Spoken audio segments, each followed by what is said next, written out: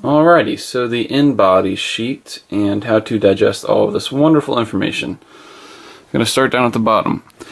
Body composition history is going to give you everything that you want to look at every time you come in. It's all useful information, but this down here is going to track your results. So this is what we want to pay attention to down here. So it's got the first time you came in, or the oldest time if you have this all the way filled out, and the second time, and so on and so forth. And basically, most people want to see either weight loss, toning, muscle building, or just looking better in general. And they all typically, we want to see the same thing, just because what's healthy. And we pretty much want to see muscle mass go up and body fat go down. And what I tell people is the weight on the scale at home might stay the same. So you'll be seeing something of this with the weight. But when you come in, you want to pay attention to these guys. Because as long as that's happening, then that's good. We want to make sure that we're gaining muscle mass and losing body fat. So, the next section is going to be the segmental lean analysis, and this breaks your body down into your arms, your trunk, and your legs, left and right as well. This gives us an idea of proportion and size and strength for the arms and legs, and we want to generally see not what we're seeing here. This is me, this is mine, but we want to see a straight line if you can draw one, and that will mean that everything is basically equal in proportion as far as size and strength goes with muscle mass. This is dealing with muscle. So obviously you can tell I'm a little bit under the line on the legs, even if it was straight. And that means that my legs are not as strong as they should be to be proportionate to my arms. So basically I need to hit lower body a lot more, which I've always struggled to bring my legs up. I'm sure a lot of people do, but increase the frequency on those things that are tough. One thing I'm going to try to do throughout this shred, which some people don't really say you should, but I kind of feel like I actually get more growth during shreds than I do bulks, just because I suck at bulking. But some people will tell you that you cannot build muscle or change your weaknesses while you shred. I definitely believe that you can. So increase the frequency on legs if your legs are weak, increase the frequency on your upper body if your arms are weak. Just do what you got to do to make that line pretty much even. And then the trunk obviously is going to be everything that's not a limb. So that's pretty much up there. Don't really need to worry about that right now. Just focus on bringing the legs up. And that's one thing I plan to do by lowering the volume of upper body movements and increasing the volume on lower body over time. Next segment, obesity analysis. This guy, BMI is completely useless. Oops, I cannot see, I'm looking through the camera. So BMI goes off of height and weight only. It does not take into account your percent body fat or how much muscle you actually have. I do not understand why people get paid to actually tell people that this is the number that matters and not percent body fat. How much muscle you have will determine how much weight you have as well. So more muscle, basically you can pack on more muscle and be healthy, but if you pack on a lot more fat, you won't technically be as healthy. So it doesn't take into account people who have more muscle.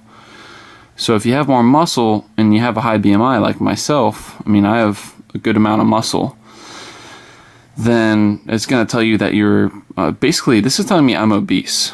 30 or over is obese, technically, and, well, I think I'm pretty overweight right now, but obese, no, I'm not obese.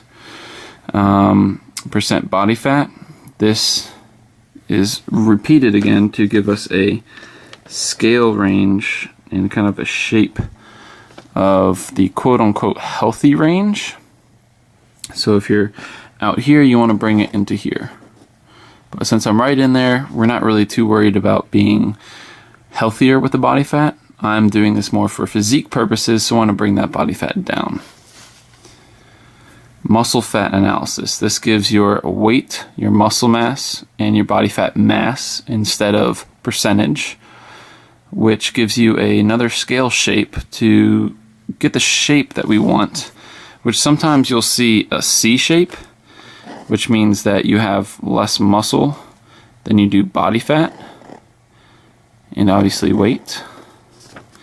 But what we want to see, and this is also proportionate too, because obviously 129 is less than 260, but it's in proportion. And so the number's already done for you. But we want to see this D shape, and how we get that is by bringing this guy up and bringing this guy down. So obviously we already have a pretty good D shape going on here, but we want to emphasize that by bringing my body fat down and keeping my muscle mass at the same. I assume it's going to go down a little bit, which you do lose technically muscle mass during cuts, but I mean you're also losing water from the muscle, which I think is included in this. So yeah, we're going to see a little bit of loss in muscle mass, hopefully not too much. That's the goal, is to maintain as much, maybe even grow. It is possible, believe it or not. And obviously bring that body fat down because we're trying to get shredded. And in order to see those abs, we have to have less fat. That's how it works. Not just big abs. Abs are made in the kitchen, right? Nope, they're made in the gym, but they're revealed in the kitchen. That's how it works. So, last section, body composition analysis. Breaks your weight down into your lean body mass and your body fat mass. And then one step further into your body water mass, or total body water, and your lean body mass, or dry lean mass. This is going to be your muscle alone, without the water in the muscle. This is water all throughout the body, including the water in the muscle. So we like to see this guy at about 50% or more of our total weight, and that will ensure that we're having proper hydration.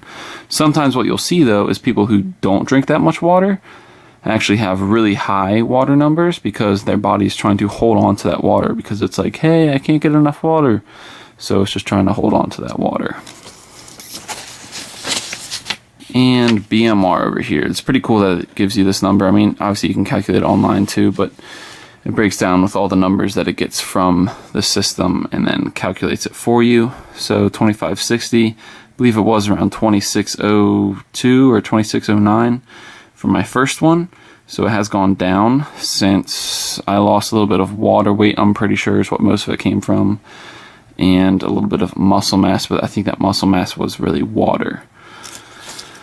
So, as you can see, from the cleanse until yesterday, which was day 1, I lost technically 2.2 pounds of skeletal muscle mass and gained 0.4% or 0.3% body fat.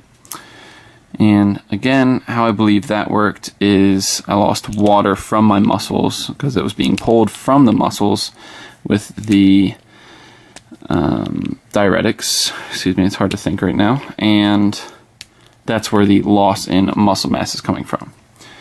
So this is how you pretty much digest all of this, digest all this information. It's a lot to take in, but there's also things on the side that kind of break it down for you and give you a little bit more definition of each section.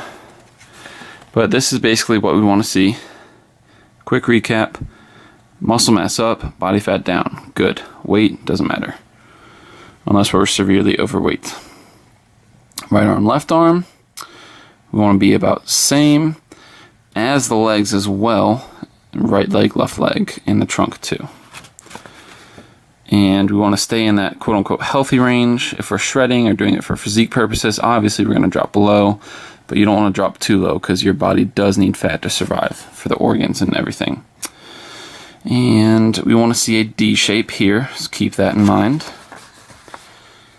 And 50% water. And basal metabolic rate. So this is good for calculating your nutrition. And that is the InBody sheet found at Complete Nutrition. If you have any questions, email the email below. I'll be glad to answer them for you. And your ID is usually your phone number, so I don't want to put my phone number on blast. That's why it's blacked out. Alrighty. Biker Steve out.